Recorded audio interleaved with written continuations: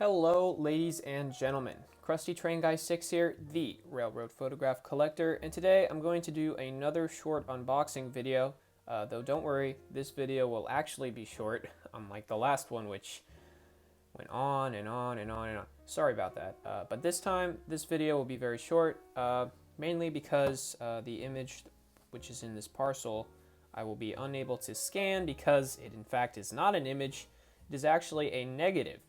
Now, I don't really collect negatives because I have no way of scanning them, but this one really caught my eye because it's a negative, as if you already know by the title, of the Richmond-Ashland Railway.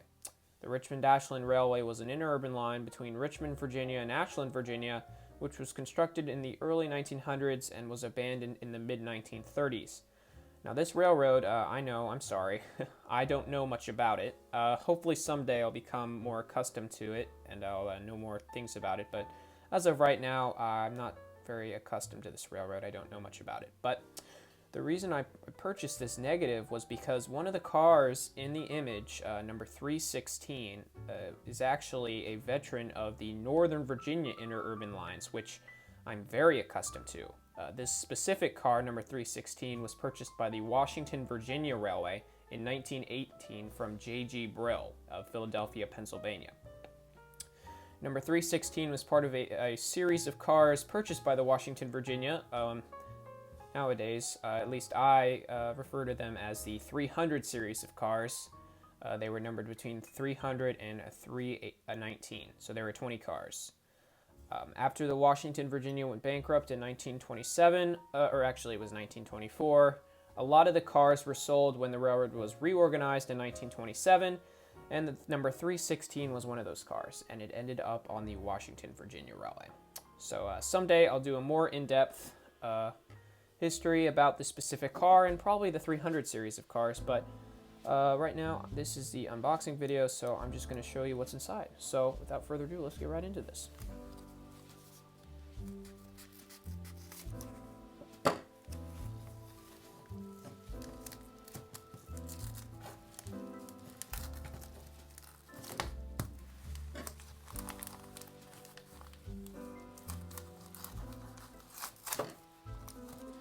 Interesting, there seems to be a plastic wrap inside of the actual paper folder.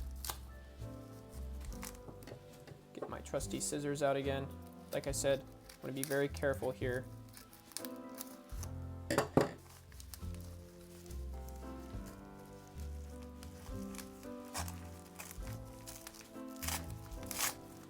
All right, there we go.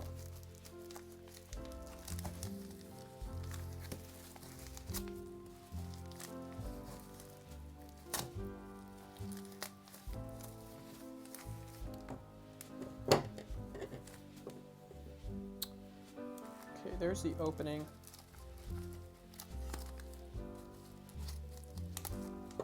Here we go. Make sure I didn't miss anything. All right. Created kind of a mess. My bad. But, so here it is. All right, that's just the order information. So let's take a look at this now.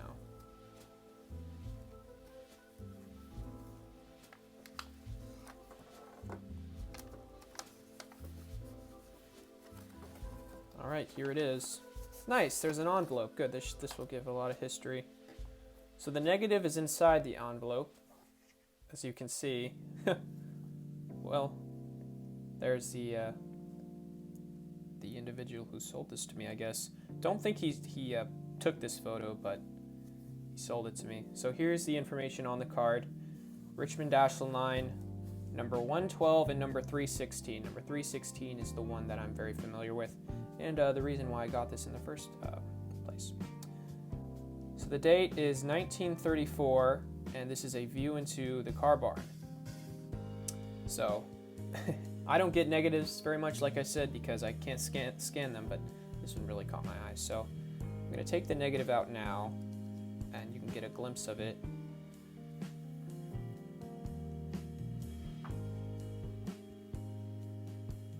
All right, I'll try to get it so you can see it. very old, so that's why I'm wearing my gloves.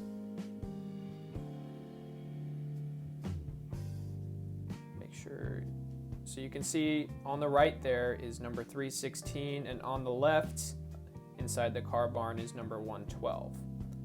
Now, like I said, don't know very much about 112, but I do know a lot about number 316.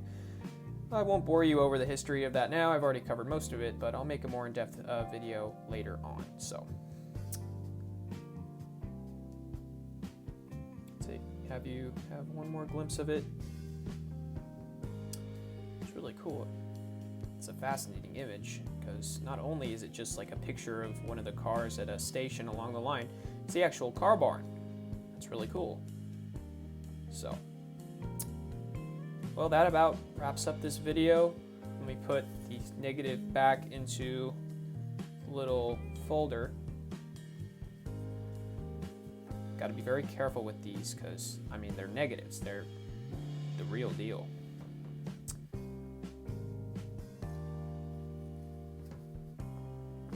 There we go. If you're cringing on my handling of this, I'm sorry.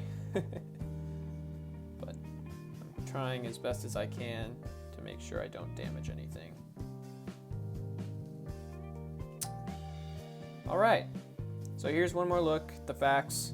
You can pause the video if you want to look over it some more, but pretty much covered everything. So yeah, thanks for watching. As you can see, this is a much shorter video, and I think I like to keep it on the shorter side. So, but before I end, I'm gonna end with a trivia question.